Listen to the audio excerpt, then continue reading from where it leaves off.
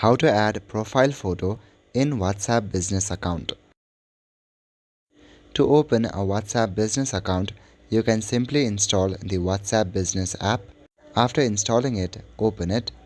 Changing your profile picture on WhatsApp is a very simple and easy process.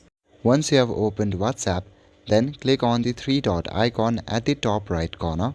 Then a menu like this will appear. Click on Settings at the very bottom. Inside your settings, if you scroll to the top, you will see your profile. If you click on your profile, then your profile section will open. Inside your profile section at the top, click on your profile picture. If you look around the screen at the top right corner, there's a pencil icon. Click on the pencil icon and you can select either camera, gallery or avatar. If you want to select a photo from your gallery, then select the gallery option. Select a photo from your gallery and now you can crop it.